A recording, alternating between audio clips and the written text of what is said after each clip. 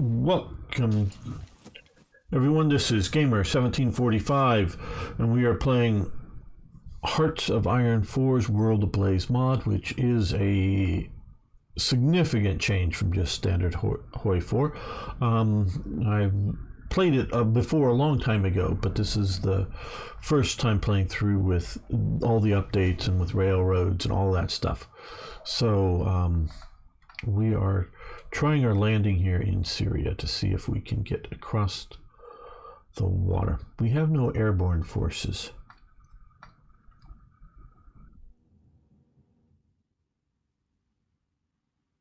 So we have to do this with naval forces.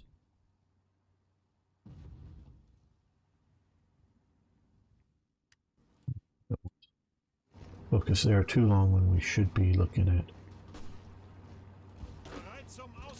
pushing in other places. Okay, we reestablish this pocket here.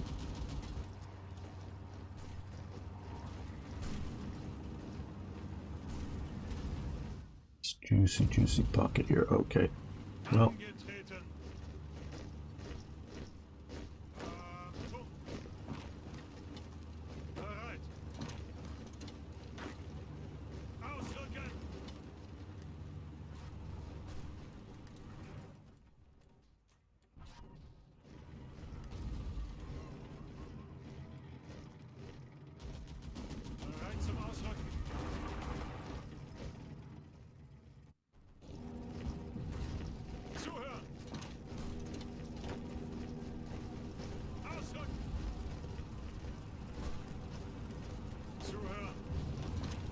The attack.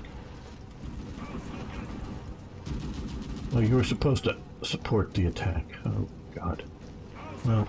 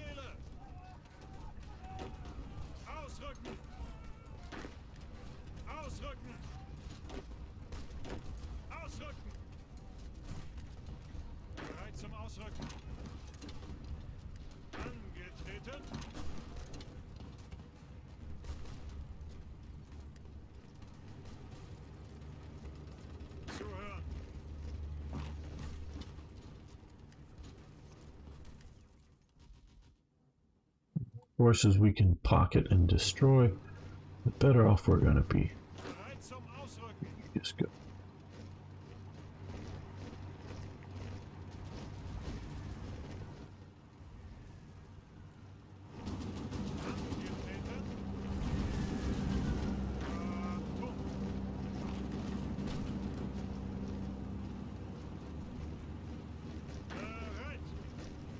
This attack didn't work. Let's try it again.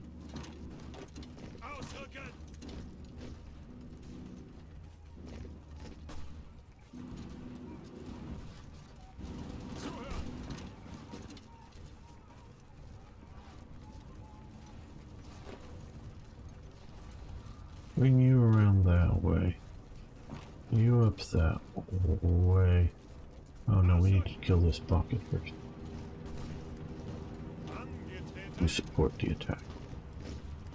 Actually, join the attack, just support it. Oh.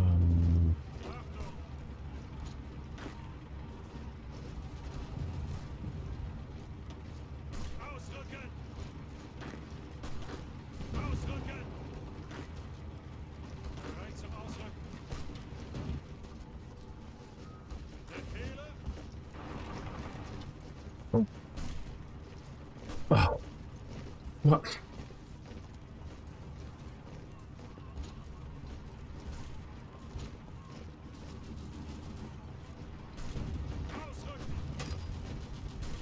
No.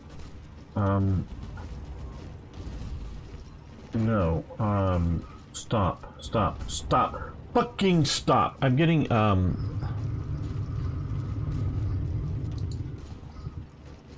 sick of this crap.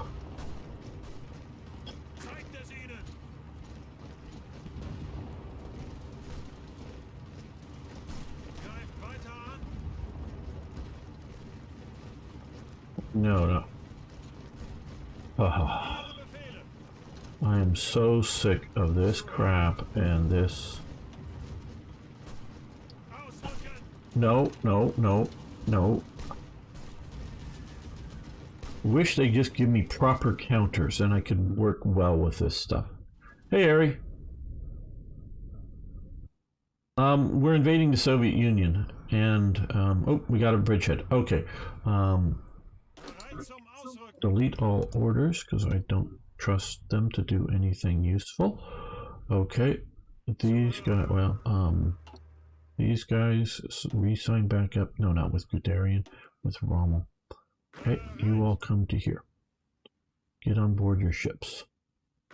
Get on board your ships. You come to here.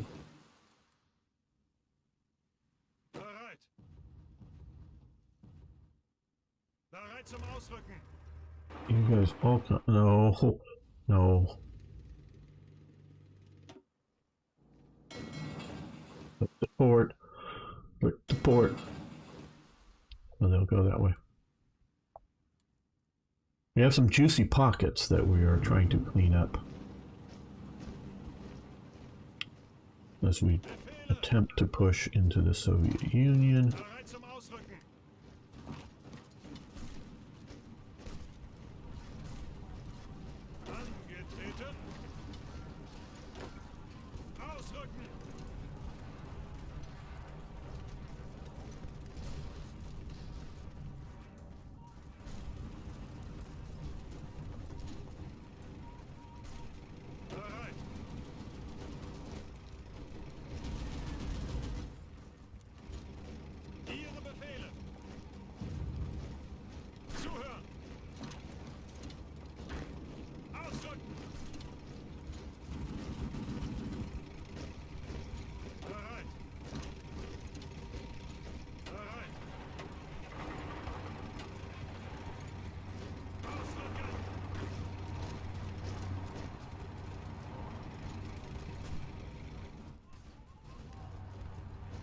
Well, this pocket is opening up nicely, but I'm a little worried that it's getting too big, but let's keep being bold.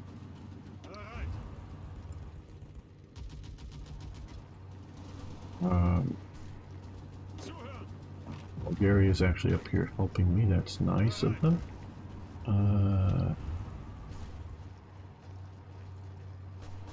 Well, you know, let's change the vector of your attack.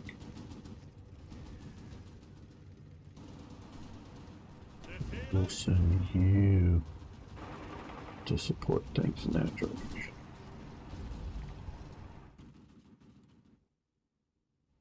Hello, call me Loeb. Yeah, I'm just used to the traditional style of counters, and this isn't them, and so at times they don't click well, or select well, and I get upset with that. I prefer micromanagement over the AI, but for two reasons. One, my experience with the AI and them not following basic directions that I tell them, but also I just like the idea of micromanaging the forces.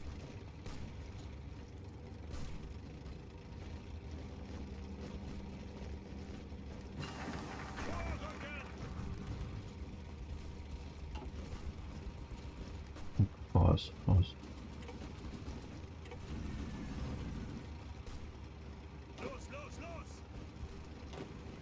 You don't go backwards, they go forwards. Okay, now you guys come up to here. You guys attack there. You support You support that attack.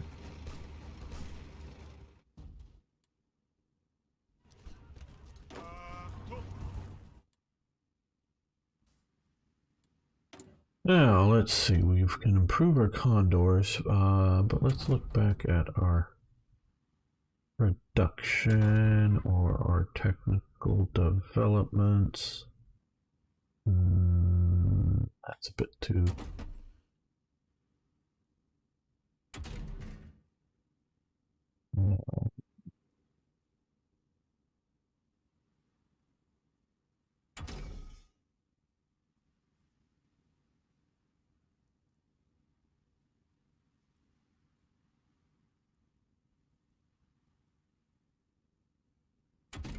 Forties are nice. Well, not quite yet for the Tiger. You just wait a little bit longer and we'll get it a lot sooner.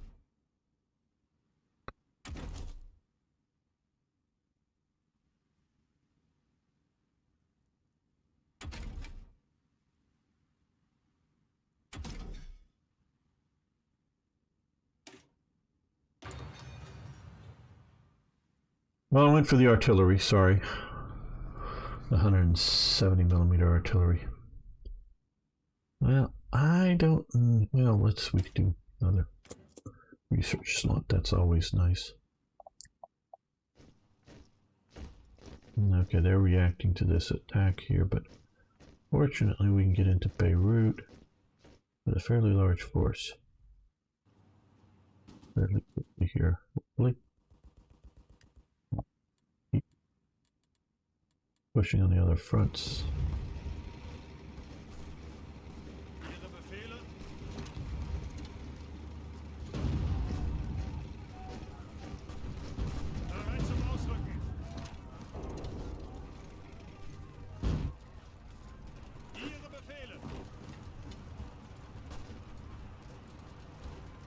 Okay, well, we've got that pocket.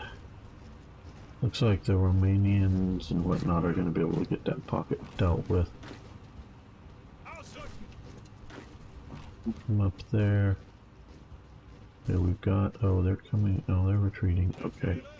You come up here.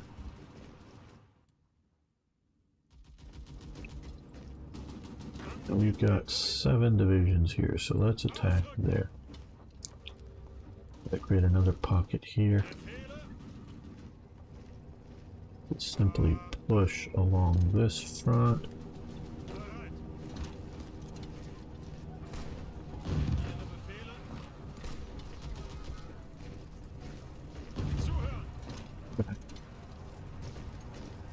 Fill the gap.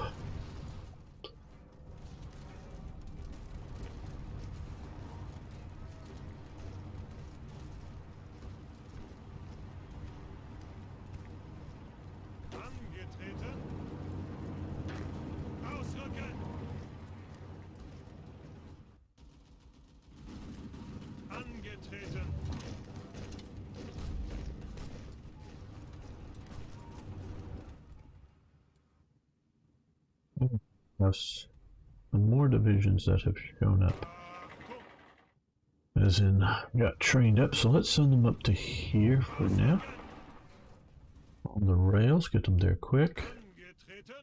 And these guys also up here. I want to kill off this pocket and push on up.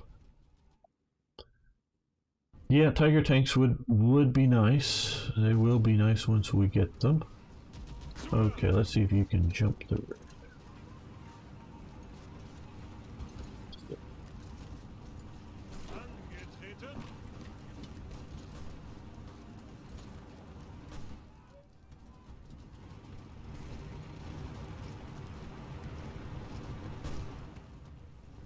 But we want to try to avoid that swamp. Was there really that much railway through that swamp? I don't know.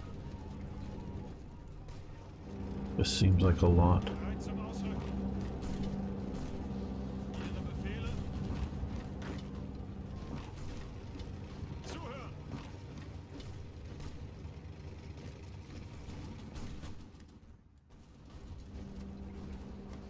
Thought I said all of you to go here.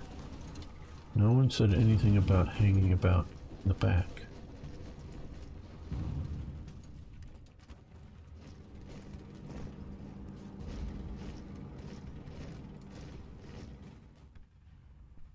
Hello, Stalin. We're trying to defeat you today.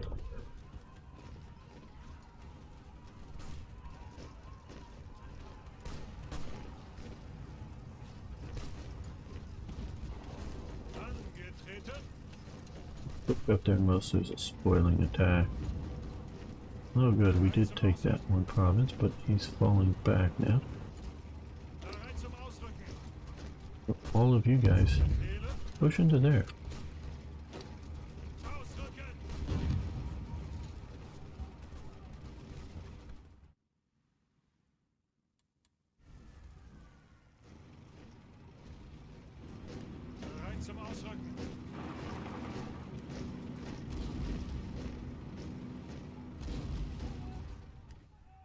Wonder what if the ME2 was ready in early 42 and the guy with the small mustache didn't demand so many things from it. Yeah, he did want it to be a ground attack aircraft. Pause. That was bad.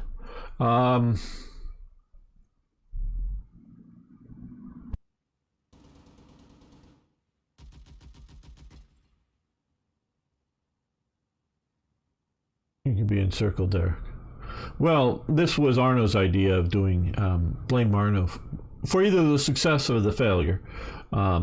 He wanted to do it all at once, including the North Africa as well as the invasion of the Soviet Union. So late June, I invaded the Soviet Union, which is way too late. So we'll see how this goes. May not go well.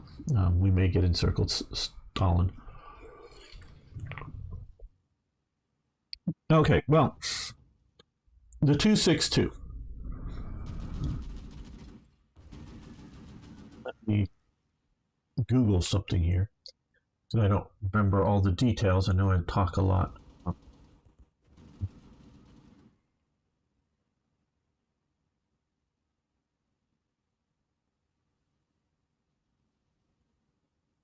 Get the names right. Here we go.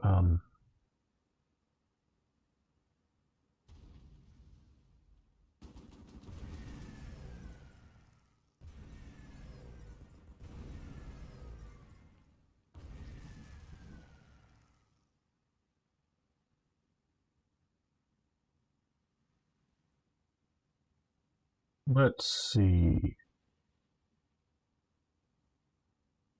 We could, why not the Heinkel HE 280? I had to look up the number. First flight in September 1940. Produced between 1940 and 1943. Numbers built 9. I knew it was really small. I didn't know it was just that number without looking this up.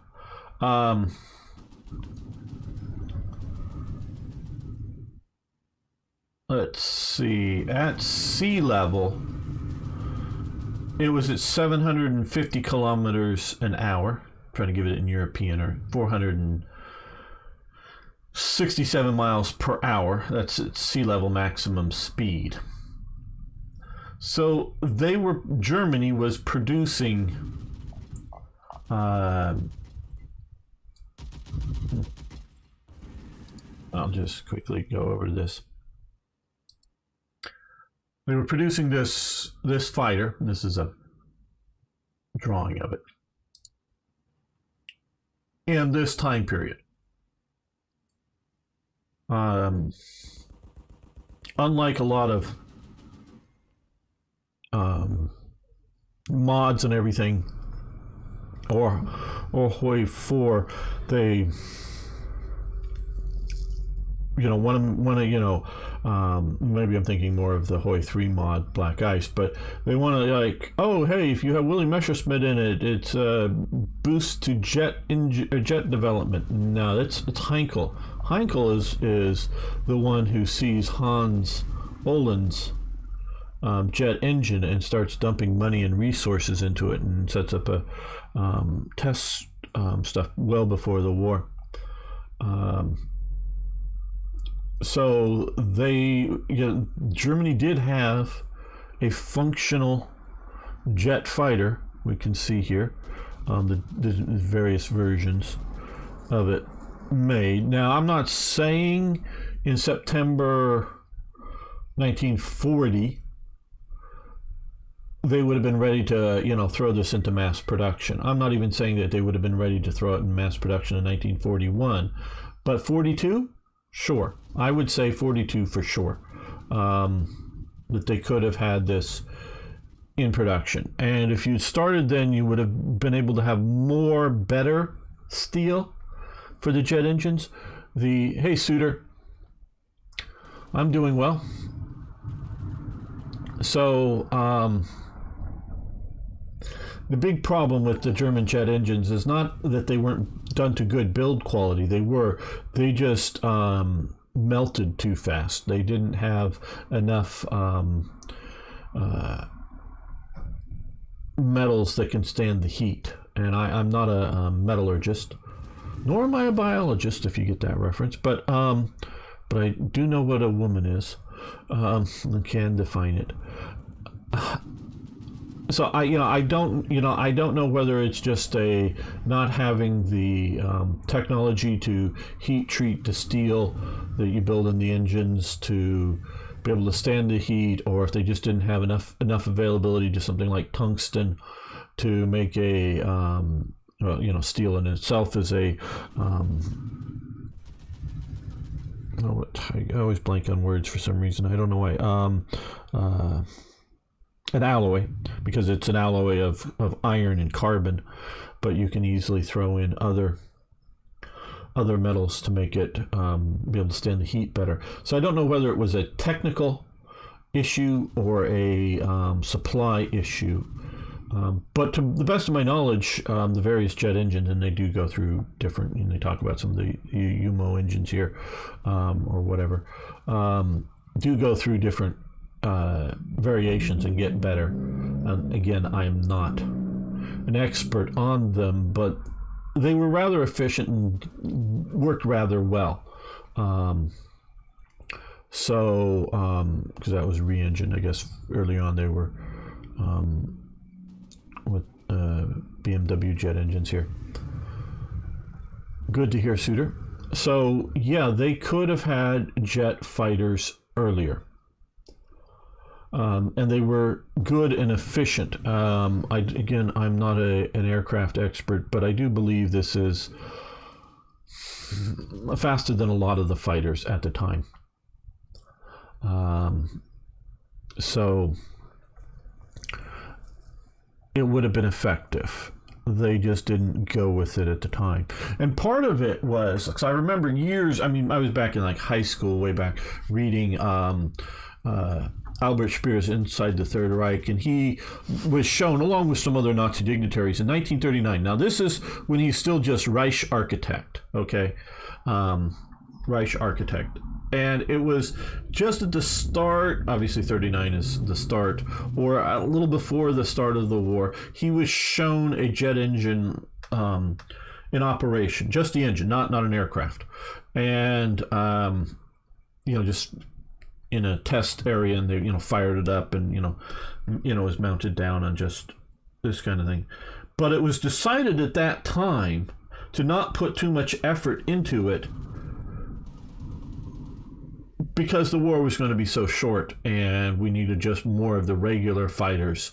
So there was a decision made, not just it was a decision that this war is going to be short enough. We have good enough fighters as it is. The 109 and the 190 coming in 1939. And they had looked at the Czech, I forget the model, the Czech fighter that was in prototype stage that they get intact, and they test it versus the then 109 at the time, and it was found to be not enough better. So it's better than the 109, not enough better to produce the Czech fighter as well as the 109, because they knew they weren't going to change all of the German production just to match whatever the I forget the Czech model of fighter that they built. But it was considered better than the 109, but not enough better to have, two fighters at the same time, and they were both N-line engines. One of the main reasons they did go with the Focke-Wulf 190 is because it was a rotary type engine with and it's a different production method than an inline engine. So since it had a different engine, and they were already producing and had technology to produce the rotary type engines that you see used in the Ju-52 transports, those type of stuff. So just to make use of two production engine lines, and it was sort of thought of as a backup fighter. So they did end up having two main lines of fighters eventually, but so they sort of kind of know that they got really good fighters, but they had yet to come up against Spitfires, so they don't really know. And obviously, if you look at the various models, I'll go back to the game here. Yeah, you'll come here. This. I like the way this mod handles it, in the it has various historical increments of at least significant ones of the historical fighters instead of just pure. This is not taking advantage of some of the elements of Hoi 4 and to add more engine power or whatever, but. And so if we're talking in 39, what were they comparing the Czech fighters against? Were they D1s, the versions of the Emil, the E? I don't know. And they get better / more specialized, like higher altitude or whatever, as time goes on. So it's comparing what version of the 109 to what Spitfire, or I forget the Czech. It's Avro. No, I don't know. I forget the Czech manufacturer company. But so they figure they've got enough of these and just produce a bunch more of them. They're going to win this relatively short war. We don't need to push more investment into the jet engine. Now they continue to, and it's as much, I believe, Heinkel, just sort of believing in the technology, continues to push somewhat, but not a big effort into jet engines that they're going into this war. And it was going to be for the quote-unquote next war that they would see about getting them actual into production. And so it was just still sort of tinkering around, testing them with them. Hello. Can you play Romania as World of Blaze, please? Hello, Sean. Mama. Probably not. I don't know I just don't know when I'm going to have the time to get to it, because I don't know that probably my next playthrough won't be World of Blaze. Probably, I'll keep it in mind, but I don't know if I do want to play other nations than Germany, but we will see. Just I don't know if Romania is going to be that popular, but I'll keep it in mind. So back to jets. So it's a decision that they make to not pursue jet fighters. Now, had they pursued jet fighters,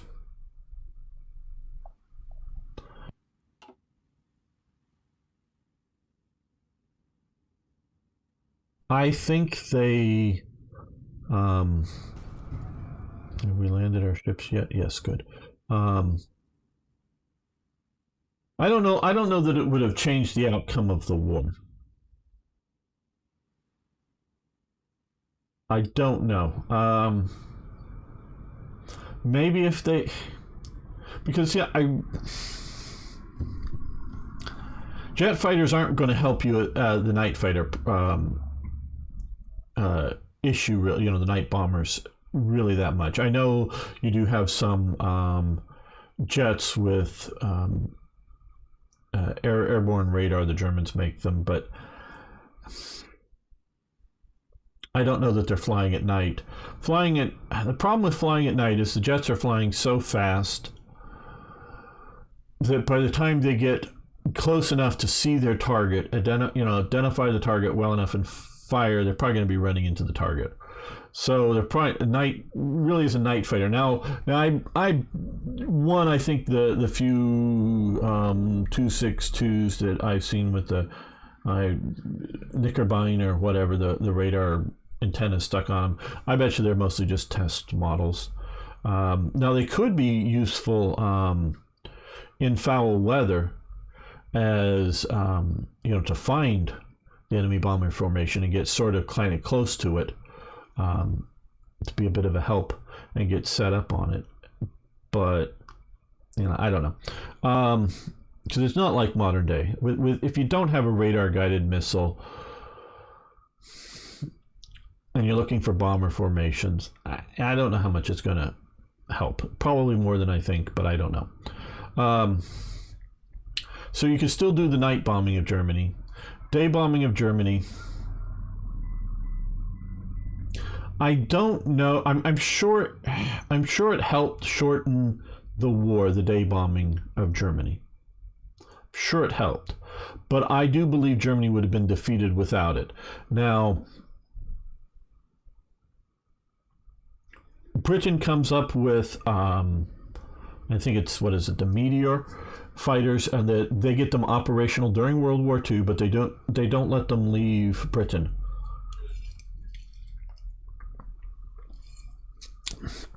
Because they're afraid to have them fall into the hands of the Germans, and that the Germans would find out too much information, either just about the British fighters or about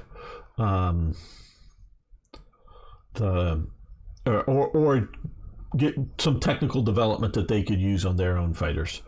But just either finding out the weaknesses or strength. They do use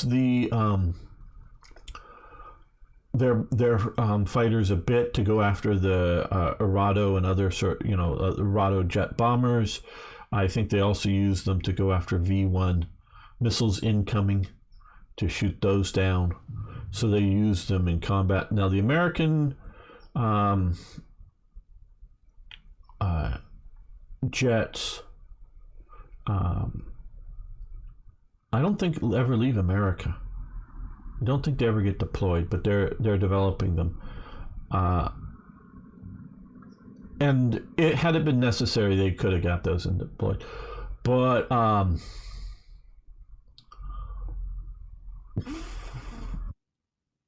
sorry for what's coming. Okay. Now the question is, I have a question for you. What nation had the first operational jet fighter in World War II?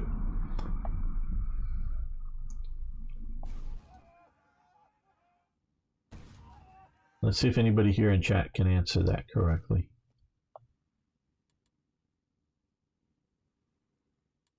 Okay, well, we're going to see about breaking out here against these forces. Okay. Let's attack with a couple of Italian divisions. These German divisions. So, first operational jet fighter. Not in large numbers, but just first something that would be a jet fighter and that was operational in World War II. Anybody have any clue?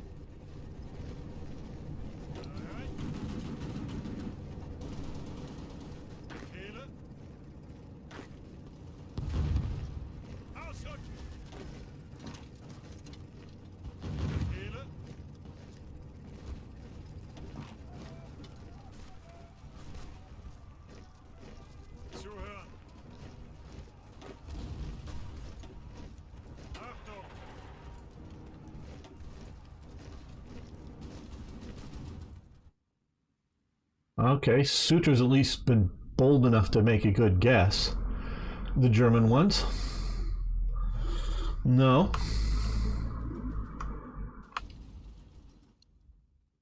That is not it.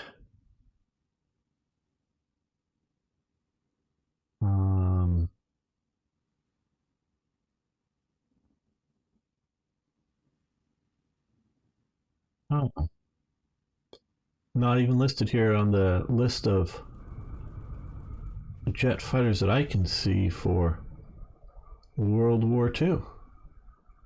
Oh,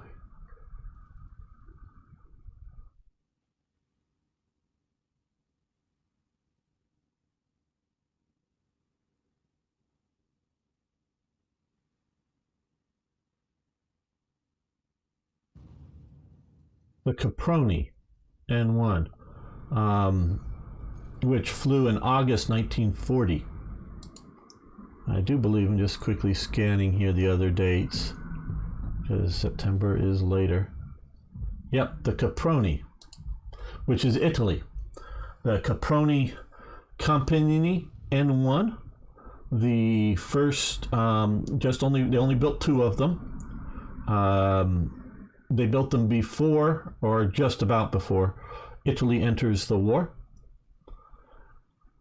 And they're big, they're heavy, and they're slow. For you Europeans, they're moving at 375 kilometers an hour. If you're an American, in freedom units, that's 233 miles an hour. So they're very big and they're very slow. I don't right off the hand know what the fastest propeller planes, but they're not really going faster than propeller planes. But they are a jet engine design. And they're a rather weird jet engine design in that unlike the Germans or who have the like the jet engines out on the wing, the jet engine is in the hull, but it's behind the pilots, and so they have an intakes for the jet engines up in the front of the nose of the aircraft that then goes around the fuselage, where you have two like a pilot and navigator or whatever there, and then back into the engine behind it. So it's a big fighter that doesn't really work out so well. Hello, King RBX, how you doing? So yeah, they've had they were the first ones to get jet fighters into production. Well, not in production, but into prototype stage in World War II. Most people don't think of them as doing that. Hello, Kevin Doyle. Good to have you here, my friend. Did they put any weapons on? I'm not sure if they did. Let me just see. Do they list an armament on it? They only built two of them. No, it doesn't specifically say here. I mean, it would be a simple matter to just stick them in the wings, put some sort of machine gun. But the Italian machine guns normally only just have 30 rounds. Oh no, yeah, 20 rounds in the box magazine. So, no, I'm joking. Well, I mean, they do that too, but they do something else for the. Yeah, I don't know if they ever got guns on it. There's actually a surviving one in the Italian Air Force Museum I see here. So yeah, it's a prototype aircraft, and it's their only ones that they only did two of them during the war. But they got them up first. Yeah, interesting facts of World War II. It's more trivia than anything else, but yeah, okay. We keep saying attack there, but I mean it, attack there.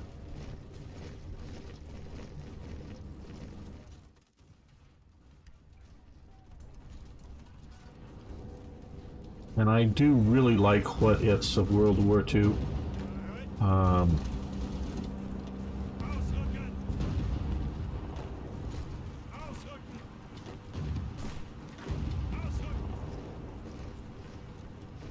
I just don't know if it changes the outcome really at all. Meaning who wins the war.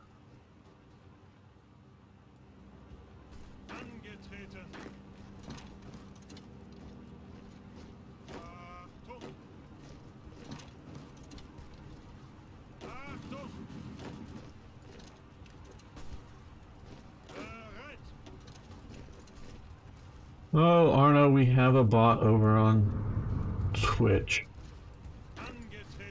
You might want to squish it.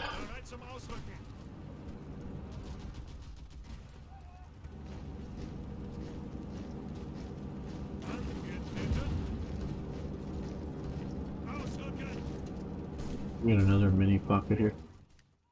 Yeah, die bot, die. Very good.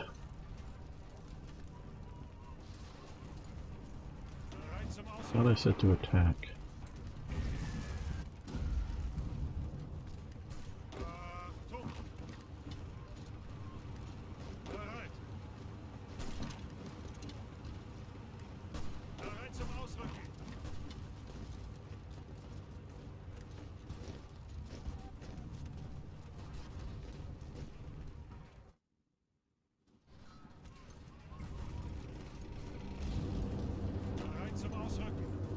Okay, well, there.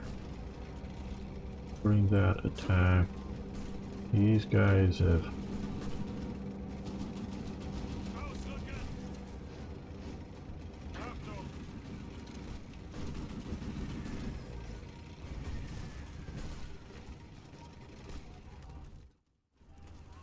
Oh, amazing.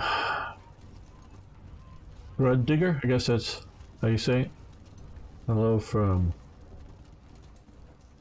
Sigourney Magras. If that's a place, I'm sorry, I don't know. Do not know where that is. Well, I am waiting to play. I have not been following what they've been doing, but waiting for to hear that the Black Ice team has updated Black Ice to the latest version dealing with, you know, railroads and whatnot. So before I try it, and then once they do, I plan on trying it very much. So yeah, it's on the to-do list for sure. Okay, more divisions are sure. Let's send these Italians attacking here, mostly just to try to pin them in place.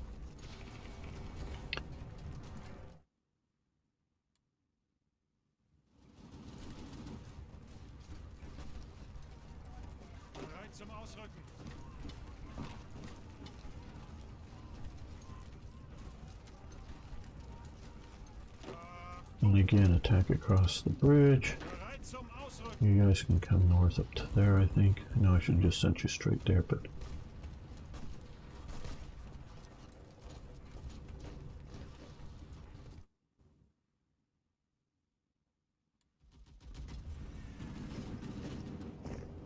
Oh, well.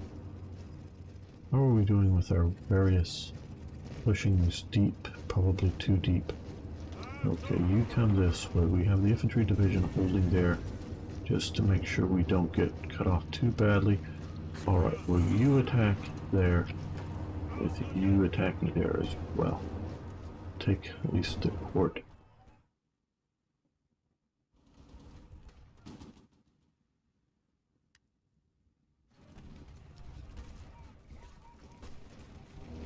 I know, I just said to attack here, but go again.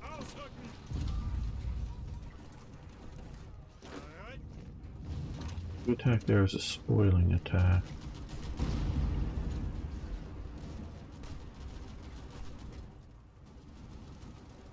Well, there was once a company called Avalon Hill. It made a game called The Rise and Fall of the Third Reich. And I played that when I was younger. Played the hell out of it. And they even eventually, one day, they did make a computerized version of the game, but it sucked pretty badly, actually. But I've always wanted sort of that experience and better playing a proper grand strategy type war game of World War II. So I like the idea of this. I should play even slower than I am playing.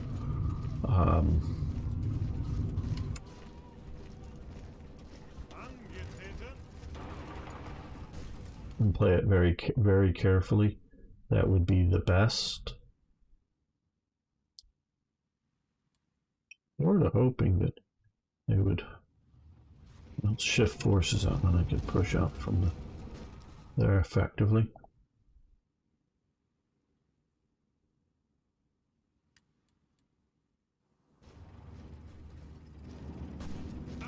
Okay, you're not going to continue that. You're going to come back down this way. You're going to support that attack.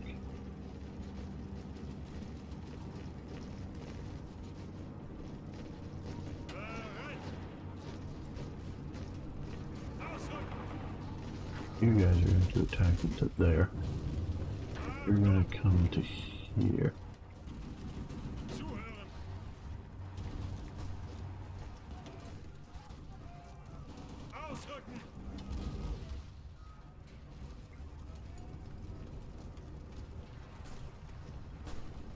It's said to attack here. I don't life me know why these divisions can't just take this one division down and end it. Okay, well they're attacking from the south, so we're going to push up against them to be a bit of a spoiling attack. You can push into there. Oh, you're not going to get into this pocket.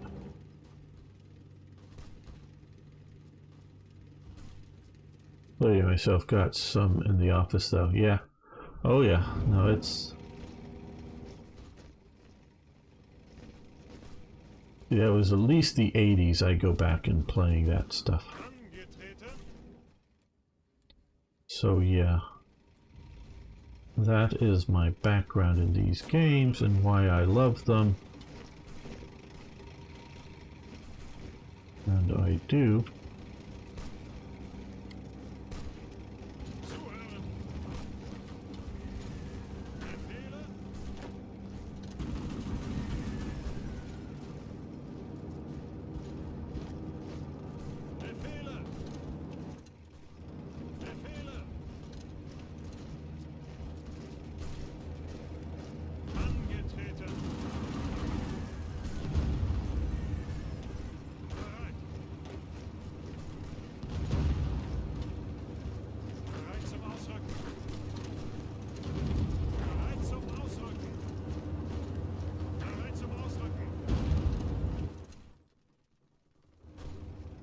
A little before your time. Yeah, I'm old. I know it.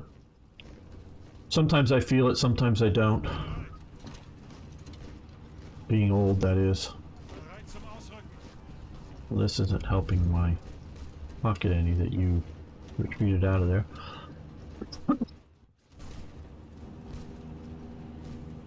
Yeah, now I remember the 1970s, but I don't think I was playing Avalon Hill games back then.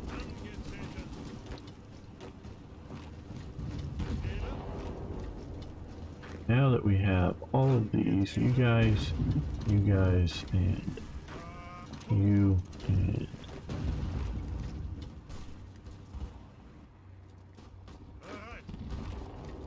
guys, support that.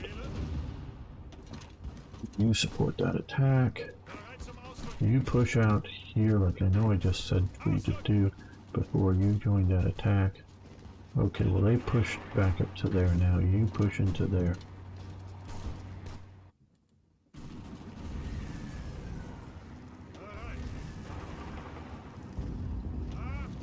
Support the attack. Okay. You can push up just generally to make a nuisance of yourself, and you can support that. Well, I think this episode, don't worry, the live stream will keep going, but I think that will be enough for this episode. I want to thank you all for hanging out with me. I really do appreciate it. And we'll be continuing more, yes, more Hearts of Iron next time.